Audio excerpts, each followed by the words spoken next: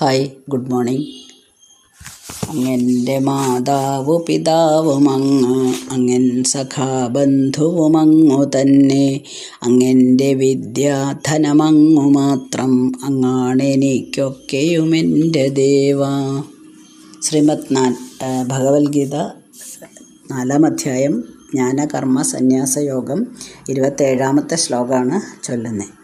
സർവാണിന്ദ്രിയകർമാണി പ്രാണകർമാണി ചാപരേ, ആത്മസംയമയോഗാഗ്നൗ ജുഹ്വതി ജ്ഞാനദീപിതേ. മലയാളം. ഇന്ദ്രിയങ്ങൾ കെഴും കർമ്മം പ്രാണകർമ്മങ്ങൾ പോലുമേ, ജ്ഞാനത്താൽ വളരുന്ന ആത്മസംയമാഗ്നിയിൽ ആഴ്ത്തിടും. അപരേ, വേറെ ചിലർ, സർവാണി ഇന്ദ്രിയ കർമാണി, എല്ലാ ഇന്ദ്രിയ കർമ്മങ്ങളും, പ്രാണകർമാണിച്ച പ്രാണപ്രവൃത്തികളും, ജ്ഞാനദീപിതേ ആത്മസംയമയോഗാഗ്നോ ജുഹ്വതി, വിവേകവിചാരത്താൽ ജ്വലിപ്പിക്കപ്പെട്ട ആത്മസംയമയോഗമാകുന്ന അഗ്നിയിൽ ജുഹ്വതി ഹോമിക്കുന്നു. അപ്പോൾ നമ്മൾ പലതരം യജ്ഞങ്ങളെക്കുറിച്ചാണ് പറഞ്ഞത്.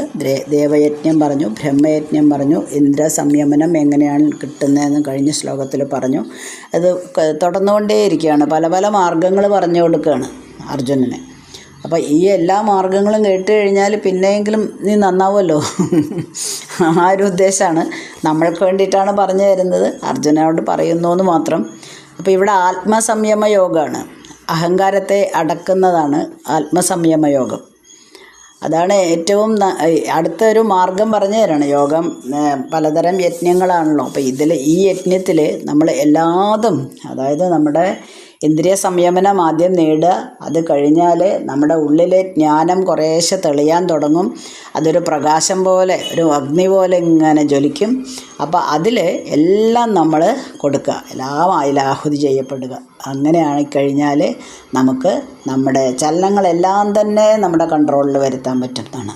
ഇന്ദ്രിയ വ്യാപാരങ്ങളും പ്രാണപ്രവൃത്തികളും, ശ്വാസം പോലും, മനസ്സും ഇന്ദ്രിയങ്ങളെ മുഴുവൻ കൺട്രോൾ ചെയ്യാം.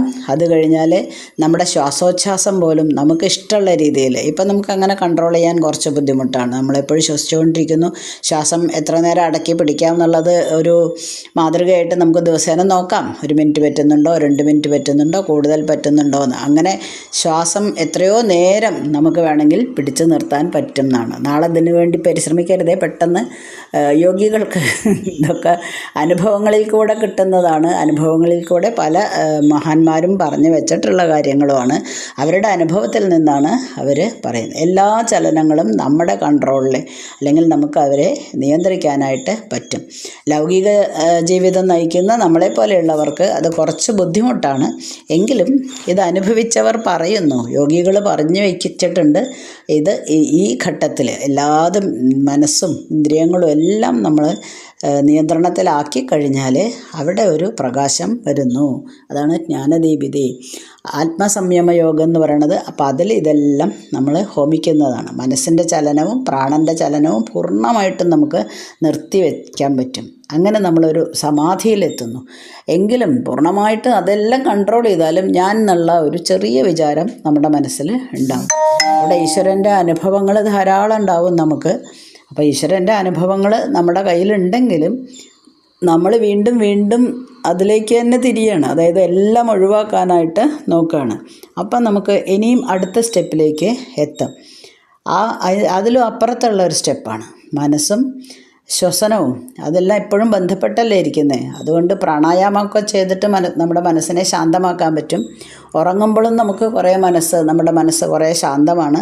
പക്ഷെ ഉണർന്നിരിക്കുമ്പോൾ തന്നെ ധ്യാനം കൊണ്ട്, ഈ പ്രാണായാമം മുതലായിട്ടുള്ള യോഗ കൊണ്ട് നമുക്ക് കുറച്ചൊക്കെ കൺട്രോൾ ചെയ്യാനായിട്ട് സാധിക്കും. അപ്പോൾ ആദ്യം നമ്മൾ ഇന്ദ്രിയ സംയമനം നേടുക. അപ്പോൾ മനസ്സ്, ഇന്ദ്രിയങ്ങളെ ഒന്നും നമ്മൾ മൈൻഡ് ചെയ്യുന്നേ ഇല്ല. അവിടെ ഇന്നലെ പറഞ്ഞ പോലെ അവിടെ സീരിയൽ നടക്കുന്നുണ്ട്, വേണമെങ്കിൽ കാണാൻ, വേണ്ട, അങ്ങനെയുള്ള ഒരു മനോഭാവം എടുക്കുക. ഞാൻ കണ്ടേ പറ്റൂ എന്ന് പറയുമ്പോഴാണ് അവിടെ നമ്മൾ അഡിക്റ്റഡ് ആയിട്ട് പോകുന്നത്. സമയണ്ണെ കാണുക, അല്ലെങ്കിൽ വിരോധമില്ല. സീരിയൽ മാത്രമല്ല, എന്ത് കാര്യമാണെങ്കിലും, അത് എന്ത് കാര്യം ചെയ്യുകയാണെങ്കിലും, എന്ത് പ്രവൃത്തി ചെയ്യുകയാണെങ്കിലും, അതൊരു ഉദാഹരണം പറഞ്ഞു എന്ന് മാത്രം, എന്ത് പ്രവൃത്തി ചെയ്യുകയാണെങ്കിലും നമ്മൾക്ക് കൺട്രോൾ ചെയ്യാനായിട്ട് അറിയണം. അപ്പം നമുക്ക് ശ്വാസം കൂടെ നിയന്ത്രിക്കാനായിട്ട് പറ്റും. ഇങ്ങനെ ഇതൊരു യജ്ഞമാണ്. അതാണ് ആത്മസംയമ യോഗം. ആ യജ്ഞം ഓരോരോ മാർഗങ്ങളാണല്ലോ പറയുന്നത്. അതാണ് നിർവികൽപ്പ സമാധി എന്ന് പറയുന്നത്. അതായത് നാഡിമിടിപ്പില്ല, ഹൃദയമിടിപ്പ് പോലും ഇല്ല. കുറച്ച് നേരം അത് കഴിഞ്ഞിട്ട് നമുക്ക് അവയെ പൂർവ്വസ്ഥിതിയിലേക്ക് കൊണ്ടുവരാൻ പറ്റും. നാളെ തന്നെ ശ്രമിക്കല്ലേ. എൻ്റെ ഹൃദയമിടിപ്പ് നിർത്തട്ടെ എന്ന് പറഞ്ഞ് ശ്വാസം പിടിച്ചു വെച്ച് കുറേ നേരം നിന്ന് കഴിഞ്ഞാൽ നമുക്ക് പറ്റില്ല. അത് മെല്ലെ മെല്ലെ മെല്ലെ അനുഭവങ്ങളിലൂടെ മാത്രമേ നമുക്ക് ഈ തലത്തിലേക്കൊക്കെ ഉയരാൻ പറ്റുള്ളൂ. അത്രയും ഉയർന്നു കഴിഞ്ഞാൽ അങ്ങനെയുള്ള യോഗികൾക്ക് ഇതെല്ലാം സാധ്യമാവും എന്നാണ് ഭഗവാൻ വ്യക്തമാക്കി കൊടുക്കുന്നത്. വീണ്ടും യജ്ഞമാതൃകകളെക്കുറിച്ച് തന്നെയാണ് അടുത്ത ശ്ലോകത്തിലും പറയുന്നത്. ഇനി 28ാമത്തെ ശ്ലോകം. ദ്രവ്യയജ്ഞ തപോയജ്ഞ യോഗയജ്ഞ തഥാ പരേ സാധ്യായജ്ഞാന യജ്ഞാശ്ച യദയ സംസിതവ്രത. മലയാളം. ദ്രവ്യയജ്ഞം തപോയജ്ഞം യോഗയജ്ഞങ്ങളിത്തരം വ്രതനിഷ്ഠയോടെ ചെയ്യും സ്വാധ്യായജ്ഞാനയജ്ഞവും തഥാ അപരേ. ഇനി വേറെ ചിലർ ഓരോരുത്തരെ പറ്റിയിട്ട് പറയാണ്. ഇപ്പോൾ കഴിഞ്ഞ ഇതിൽ പറഞ്ഞത് ആത്മസംയമയോഗമാണ്. ഇനി അടുത്തതിൽ തഥാ അപരേ വേറെ ചിലർ ദ്രവ്യയജ്ഞം ചെയ്യുന്നവരാണ്. തപോയജ്ഞം ചെയ്യുന്നവരുണ്ട്. യോഗയജ്ഞം ചെയ്യുന്നവരുണ്ട്. പലതരം യജ്ഞങ്ങളെക്കുറിച്ച് പറഞ്ഞു കൊടുക്കുകയാണ്. ജ്ഞാനയജ്ഞാഹ സ്വാധ്യായയജ്ഞം ചെയ്യുന്നവരുണ്ട്, ജ്ഞാനയജ്ഞം ചെയ്യുന്നവരുണ്ട്. സംസിതവ്രതാഹ ദൃഢവ്രതന്മാരായിട്ടുള്ള യതയഹ സന്ധി സാധകന്മാരും ഉണ്ട്. പലതരം യജ്ഞങ്ങളെ കുറിച്ചാണ് ഇതിൽ നമ്മൾ വിവരിക്കുന്നത്. ദ്രവ്യയജ്ഞമാണ് ആദ്യം പറയുന്നത്. ദ്രവ്യയജ്ഞം എന്ന് പറഞ്ഞാൽ പെട്ടെന്ന് നമ്മൾ അർത്ഥം എടുക്കുന്നത് നമ്മൾ ഒരു യാഗം ചെയ്യുന്ന സമയത്ത് അതിൽ ഹോമിക്കുന്ന ദ്രവ്യങ്ങളാണ്.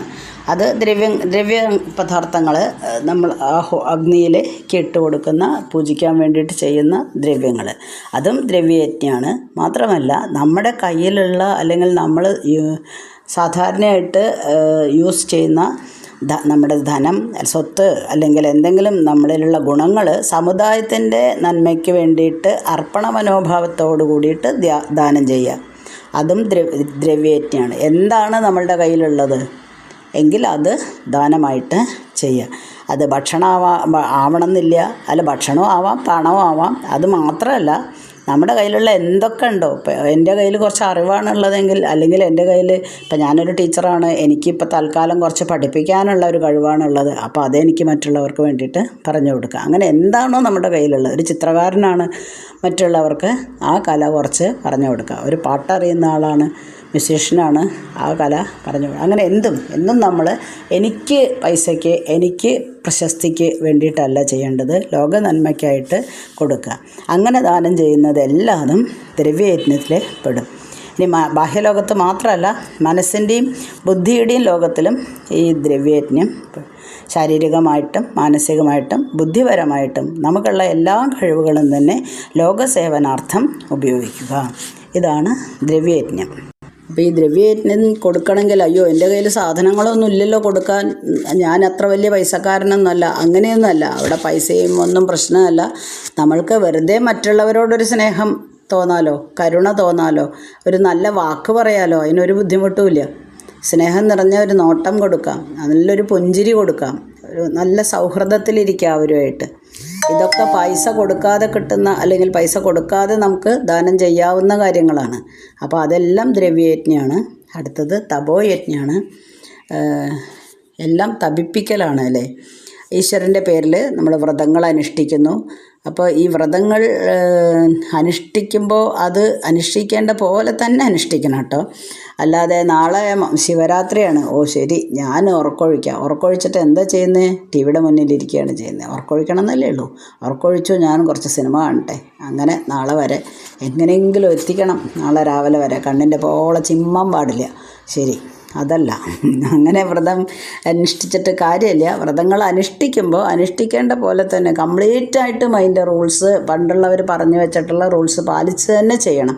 അല്ലെങ്കിൽ പിന്നെ അതിന് പോവരുത്. തപോയജ്ഞത്തിൽ നമ്മൾ തപസ് പോലെ ധ്യാനം, മനസ്സ്, ശരീരം ഇതെല്ലാം തപിപ്പിക്കുകയാണ് ചെയ്യുന്നത്. അപ്പോൾ ഉപവാസമൊക്കെ എടുക്കുന്ന സമയത്ത് ഭഗവാന്റെ നേരത്തെ പറഞ്ഞ പോലെ വെറുതെ ഇരുന്ന് ടി വി കണ്ടിട്ടോ അല്ലെങ്കിൽ മറ്റെന്തെങ്കിലും ചെയ്തിട്ടോ കണ്ണിങ്ങനെ തുറന്നു വെച്ചിരുന്നിട്ടൊന്നും കാര്യമില്ല. ഭഗവാന്റെ കഥകൾ വായിക്കുക, ഭഗവാന്റെ കഥകൾ നാമങ്ങൾ പാരായണം ചെയ്യുക, എല്ലാ നിഷ്ഠകളും വളരെ കൃത്യമായി തന്നെ പാലിക്കുക. ശരീരശുദ്ധിയും മനഃശുദ്ധിയും അവിടെ അത്യാവശ്യമാണ്. അങ്ങനെ മാത്രമേ ചെയ്യാൻ പറ്റുള്ളൂ. അവിടെ അർപ്പണ മനോഭാവത്തോട് കൂടിയിട്ടാണ് നമ്മൾ ചെയ്യേണ്ടത് വ്രതങ്ങൾ. അങ്ങനെ ചെയ്തു കഴിഞ്ഞാൽ ആത്മനിയന്ത്രണം നമുക്ക് കൈവരും. അതികഠിനങ്ങളാണ് കേട്ടോ, ചില വ്രതങ്ങളൊക്കെ അതികഠിനങ്ങളാണ്. അതിൻ്റെ എല്ലാ നിയമവശങ്ങളും നമ്മൾ നോക്കുകയാണെങ്കിൽ വളരെ കഠിന വ്രതങ്ങളുണ്ട്. അപ്പോൾ അത് പാലിക്കാൻ നമുക്ക് പറ്റുമെങ്കിൽ മാത്രമേ നമ്മളത് പാലിക്കാവുള്ളൂ, അല്ലെങ്കിൽ അത് വേണ്ടാന്ന് വെക്കണം. ഇനി മൂന്നാമത്തത് യോഗയജ്ഞമാണ്. യോഗയജ്ഞത്തിൽ നമ്മളുടെ ഇപ്പോഴത്തെ നിലയിൽ നിന്ന് കുറച്ചും കൂടെ നമ്മളെ ഉയർത്താൻ വേണ്ടിയിട്ട് ഉള്ള എന്ത് ശ്രമവും ഒരു യാഗമായിട്ട് കണക്കാക്കും. അതിൽ ഏറ്റവും പ്രധാനം ഇഷ്ടദേവതയെ ഉപാസിക്കുകയാണ്. അപ്പോൾ നമ്മളൊരു ഇഷ്ടദേവതയെ മനസ്സിൽ കണ്ട് ആ ദേവതയെ ഉപാസിച്ച് കഴിഞ്ഞാൽ നമുക്ക് സ്വന്തമായിട്ട് അതിനോടൊരു ഇഷ്ടം വരും എന്നും. അപ്പോൾ അതും അയ്യോ ഇന്ന് ഞാൻ ചെയ്തില്ലല്ലോ, വേഗം പോട്ടെ. അതായത് നമ്മൾ പണ്ട് പറഞ്ഞ പോലെ ചില ടീച്ചർമാരുടെ ക്ലാസ് ഉണ്ട് നാളെ, അപ്പോൾ എനിക്ക് ഭയങ്കര ഇൻട്രസ്റ്റ് എന്നൊക്കെ പറയണ പോലെ അയ്യോ എനിക്ക് ഇന്നിപ്പോൾ എന്തായാലും അത് ചെയ്തിരിക്കണം, അല്ലെങ്കിൽ ആ പൂജ അല്ലെങ്കിൽ ആ പാരായണം അവരുടെ നാമങ്ങൾ ചെയ്തിരിക്കണം, അല്ലെങ്കിൽ എനിക്ക് എന്തോ പോലെ തോന്നുന്നു. അങ്ങനെ നമ്മൾ എത്ര ബുദ്ധിമുട്ടുണ്ടെങ്കിലും നമ്മൾ അതിന് വേണ്ടിയിട്ട് കുറച്ച് സമയം ചിലവാക്കും. അങ്ങനെ നമ്മളുടെ മനസ്സിങ്ങനെ മറ്റുള്ളതിൽ നിന്നൊക്കെ മാറി കുറച്ചിങ്ങനെ വികാസം പ്രാപിച്ചു തുടങ്ങും. ഒരു ഫലവുമില്ല കേട്ടോ അവിടെ, കർമ്മഫലം ഇച്ഛിച്ചിട്ടൊന്നുമല്ല. അങ്ങനെ ചെയ്യരുത്. ഒരു ഫലവും ഇച്ഛിക്കാതെ ഭഗവാനിലെ എല്ലാം ഭഗവത് സമർപ്പണമായിട്ട് ചെയ്യുക. അതാണ് യോഗയജ്ഞം. ഇനി സ്വാധ്യായ യജ്ഞം. അത് ധാരാളം അറിവ് നേടുകയാണ് സ്വാധ്യായ യജ്ഞം പറഞ്ഞാൽ. എല്ലാ കാര്യങ്ങളെക്കുറിച്ചും എന്ത് നമ്മൾ കേൾക്കുകയാണെങ്കിലും, അതിപ്പോൾ ആത്മീയപരമായിട്ടുള്ള കാര്യങ്ങളാണെങ്കിലും മറ്റുള്ള കാര്യങ്ങളാണെങ്കിലും, ഇപ്പോൾ ഇതൊക്കെ നമ്മൾ കേട്ട് കഴിഞ്ഞ് ഇപ്പോൾ നിങ്ങൾ ഭഗവത്ഗീത വായിച്ച് ഇത്രയും എക്സ്പ്ലനേഷൻ തന്നു കഴിഞ്ഞു. ഇതുപോലെ എത്രയോ എണ്ണം യൂട്യൂബിൽ ഇഷ്ടം പോലെ കിട്ടും. ഗൂഗിൾ സെർച്ച് ചെയ്ത് കഴിഞ്ഞിട്ടുണ്ടെങ്കിൽ നമുക്ക് ധാരാളം കിട്ടും വിവരങ്ങൾ, എന്തിനെ പറ്റിയിട്ടും കിട്ടും. അപ്പോൾ ഈ ഭഗവത്ഗീതയൊക്കെ പറ്റിയിട്ട് എത്രയും വിവരങ്ങൾ കിട്ടുന്ന ഒരു കാര്യം നിങ്ങളുടെ മുന്നിലേക്ക് ഇപ്പോൾ എത്തിക്കാനാണ് എന്നോട് ഭഗവാൻ പറഞ്ഞിരിക്കുന്നത്. ഞാനത് നിർവഹിക്കണു വളരെ വൃത്തിയായിട്ട്, അല്ലെങ്കിൽ പോലും അത്യാവശ്യം എന്താണ് ഇതിൻ്റെ ഉള്ളിൽ എന്നുള്ളത് പദ്യങ്ങൾ വായിച്ച് അതിൻ്റെ അർത്ഥം മനസ്സിലാക്കാവുന്ന രീതിയിലാണ് പറഞ്ഞു തരുന്നത്. അപ്പോൾ അതിപ്പോൾ ഒരു പഠനം തന്നെയാണല്ലോ. ഭഗവത്ഗീത എപ്പോഴും പഠിക്കുകയാണ് നമ്മൾ ചെയ്യുന്നത്, അതിലെ തത്വങ്ങൾ നമ്മൾ ഉൾക്കൊള്ളുകയാണ് ചെയ്യുന്നത്. അപ്പോൾ അതും ഒരു യജ്ഞം തന്നെയാണ്. അങ്ങനെയുള്ള ആധ്യാത്മികമായിട്ടുള്ള ധാരാളം അറിവുകൾ എവിടെ നിന്നൊക്കെ നമുക്ക് കിട്ടും. ഇപ്പോൾ എന്താണ് സോഴ്സിന് വല്ല വിഷമമുണ്ടോ? ഗൂഗിളുണ്ട്, യൂട്യൂബുണ്ട്. ഇനി യൂട്യൂബും ഗൂഗിളൊക്കെ തുറന്ന് ഗൂഗിളിൽ സെർച്ച് ചെയ്ത് കഴിഞ്ഞാൽ ഇപ്പോൾ ChatGPT ഉണ്ട്, ഉണ്ട്, എല്ലാം ഉണ്ട്. എന്തിൽ വേണമെങ്കിൽ എന്തിനെക്കുറിച്ച് വേണമെങ്കിൽ ധാരാളമായിട്ടുള്ള വിവരം കിട്ടും.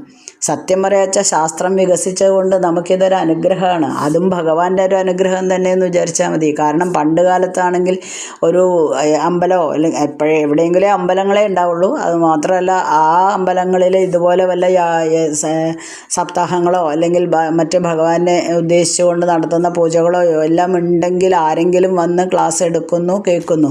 അല്ലാതെ വേറൊരു സോഴ്സും നമുക്കില്ല. എവിടെ നിന്നാണ് കിട്ടുന്നത്? ഇപ്പോൾ അങ്ങനെയല്ലല്ലോ. ഇപ്പോൾ ധാരാളമായിട്ട് നമുക്ക് കിട്ടാനുള്ള ചാൻസ് ഉണ്ട്. അപ്പോൾ പഠിക്കുക നന്നായിട്ട്. ഏത് കാര്യത്തിനെക്കുറിച്ചായാലും വളരെ നന്നായിട്ട് എന്നും ചിട്ടയോട് കൂടിയിട്ട് പഠിക്കുക. അതാണ് സ്വാധ്യായ യജ്ഞം. അങ്ങനെ നമ്മൾ പഠിച്ചു കഴിഞ്ഞാലും നമുക്ക് ഒരു ആത്മാനുഭൂതി കൈവരും. അപ്പോൾ നമ്മളെ തന്നെ പഠിച്ച് കഴിഞ്ഞ് നമ്മളെ തന്നെ ഒരു ആത്മപരിശോധന നടത്തുക. സ്വന്തം നമ്മളെക്കുറിച്ച് തന്നെ നമ്മൾ പഠിക്കുക. ഞാൻ അങ്ങനെയാണോ? ഇതാണ്. അങ്ങനെ സ്വന്തമായിട്ട് നമുക്ക് ഒരു പുരോഗതിയിലേക്ക് എത്താൻ പറ്റും. ഇനി ജ്ഞാനയജ്ഞമാണ്. അജ്ഞാനത്തെ ഹോമിച്ച് കളയുന്നതാണ് ജ്ഞാനയജ്ഞം. ഒന്ന് അനാത്മഭാവത്തെ നിഷേധിക്കലും ഒന്ന് ആത്മഭാവത്തെ ഉറപ്പിക്കലും. അതിന് ഉള്ള ഉപായമാണ് ധ്യാനം. അപ്പോൾ ഇങ്ങനെ 5 തരം യജ്ഞങ്ങളെ പറ്റിയിട്ട് പറഞ്ഞു. അപ്പോൾ ധ്യാനം കൊണ്ടാണ് നമുക്ക് അവസാനം പറഞ്ഞിട്ടുള്ള ഈ ജ്ഞാനയജ്ഞം ധാരാളമായിട്ട് നേടാൻ പറ്റുന്നത്. അപ്പോൾ ഇങ്ങനെയുള്ള ഇതെല്ലാം തന്നെ നമുക്ക് ഉപയോഗമായിട്ടുള്ള അല്ലെങ്കിൽ ഉപയോഗിക്കാൻ പറ്റുന്നതായിട്ടുള്ള പല പല മാർഗങ്ങളാണ്. അതുകൊണ്ട് അർജുന നീ ഈ കാര്യങ്ങളെല്ലാം മനസ്സിലാക്കിയിട്ട് തത്വങ്ങൾ ഓരോന്ന് പറഞ്ഞു കൊടുക്കുകയാണല്ലോ. എങ്ങനെയാണ് ഒരു സാധകന് അല്ലെങ്കിൽ എങ്ങനെയാണ് സാധാരണ മനുഷ്യനായിട്ടുള്ള ഒരു ലൗകികന് പോലും ഇങ്ങനെയുള്ള ഇതിലേക്ക് ഏർപ്പെടാൻ കഴിയുന്നത് എന്നുള്ളതിൻ്റെ വിവിധ മാർഗങ്ങളെ പറ്റിയിട്ടാണ് ഞാനിങ്ങനെ പറഞ്ഞുകൊണ്ടിരിക്കുന്നത്. അർജുന ഇതെല്ലാം കേട്ട് മനസ്സിലാക്കൂ, യുദ്ധത്തിന് തയ്യാറാവൂ. അങ്ങനെ നമ്മൾ 28 ശ്ലോകങ്ങൾ കഴിഞ്ഞു. അടുത്ത ദിവസം 29ാമത്തെ ശ്ലോകം. ഓക്കെ.